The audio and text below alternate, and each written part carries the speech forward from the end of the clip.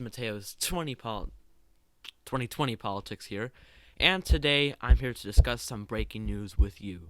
So, in case we don't know, about an hour ago, Joe Biden officially surpassed the 270 mark for the Electoral College. At least according to The Guardian, he has a total of 284 electoral votes, and Donald Trump has 214. So, what are my thoughts on it? I don't care. I mean, I just think we're doomed either way, honestly. We had to choose between Donald Trump and the mass incarcerator, the writer of the crime bill. Now, what did I choose? Well, it was under my mom's name, but technically I filled in the bubble sheet. I voted for Howie Hawkins of the Green Party. Now, say all you want, Mateo, you're a spoiler. No, you may have thrown your vote out. I don't care. I voted on principle, and I chose what was noble, because I went against the two-party system, and I voted Green. Why? Because Joe Biden is the status quo. I mean, just look into his record. I mean, Joe Biden voted to segregate school buses. He was buddy and buddy with Strom Thurmond and other major segregationists. He voted for the crime bill. Not just voted, he wrote the crime bill. And as a result, hundreds of thousands of African Americans have been incarcerated. Countless lives have been ruined by him. Then, next thing you know, he voted for the Iraq War in 2002, although Donald Trump was against it. Even Trump was against it. But Joe Biden to this day has defended that choice. Meanwhile, Donald Trump has decreased prison populations and has sent people free from prison that Joe Biden incarcerated under the First Step Act. Also under his administration, black unemployment levels were at a record low. I mean, throughout his entire tenure in Congress, Joe Biden has done nothing but hurt the black community. Nothing but hurt the black community.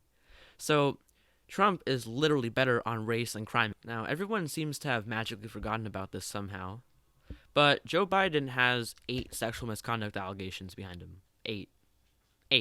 And he hasn't apologized for any of them. He just refused to apologize. So, no, I don't see Joe Biden as being the lesser of the two evils. Like, I'm at the point where I don't view it as being the lesser of the two evils, because I think they're both evil. And I think they're both equally terrible. For different reasons. And it's a shame, man, because the voters have been deceived. You know, the Democratic elite, the mainstream media have successfully changed the narrative into being Trump bad, Biden good. Why? Because people always criticize Trump, but I don't see anybody ever questioning Joe Biden. There's never any, oh, Joe Biden did this, and that, and he's wrong.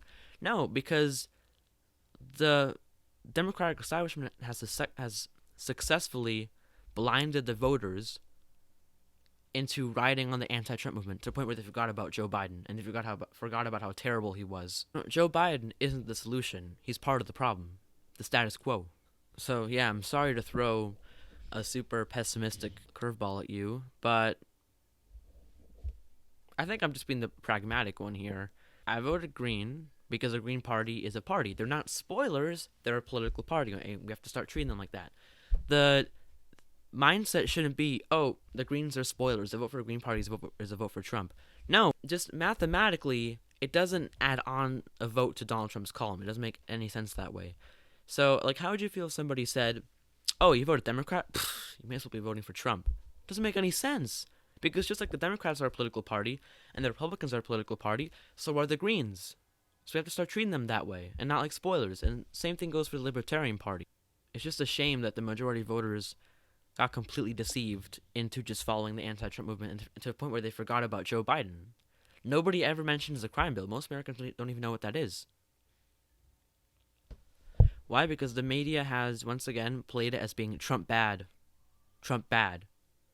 To the point where you forget about Joe Biden, and you just assume that because Trump is bad, Biden is good. But nevertheless, I do believe this is a historical election, mainly because of the fact that it's a pandemic. No, Joe Biden is not going to be the next FDR. He's going to be the next Chester A. Arthur. Now, you're probably wondering, Mateo, who is Chester A. Arthur? That's my point. He's going to be forgotten. He's not going to be some memorable, great president. No, he's going to be remembered as just your average, forgettable, normie president. So yeah, I'm very sure that in like 50 years, nobody's going to know who Joe Biden's going to be. He's going to be like Gerald Ford. Nobody's going to know who he is. He's not going to bring about any significant or vital change. And the fact that it was this close, come on, man. It should be so easy to beat Trump. I mean, Donald Trump is literally the most easily defeatable president in modern American history. He is the most vulnerable president for re-election in the last 50 years or so. It should be so easy to defeat him. Oh my gosh. And the fact that it's so close just shows why we should run on progressive policy, because clearly this doesn't work. Just look at 2000. Al Gore, corporate Democrat, lost. 2004. John Kerry, corporate Democrat, lost. Same thing with Hillary Clinton in 2016. I mean, literally, the only reason Joe Biden won is because of the pandemic. And I'm serious. Like, I genuinely believe that if it weren't for the pandemic, and if it weren't for 200,000 deaths, he would not have won the presidency. I'm very positive of that. It's not that Joe Biden won, it's that Trump lost. Very positive that had the establishment not shoved him down our throats, Joe Biden would have lost the Democratic primary, because he was getting constantly shamed for gaffes, had a terrible record, kept getting destroyed at debates, just nonstop. And if it weren't for the fact that he ran on Barack Obama's name, and if it weren't for the fact that right before Super Tuesday, the Democrats held a call and were basically like, okay, Amy, drop out, endorse Biden. Pete Buttigieg, drop out, endorse Biden. He would have lost. He would have lost, undoubtedly. I mean, he's literally had to have been dragged by his feet just to win. And it's clear that the right way to go is to the left. Medicare for all, 72% approval rating. Free college, 70%. I can go through more. Legalizing marijuana, 63%. $15 minimum wage. I believe it's 67%. But of course, Joe Biden, the moron that he is, has to make it difficult for himself and has to go the harder way.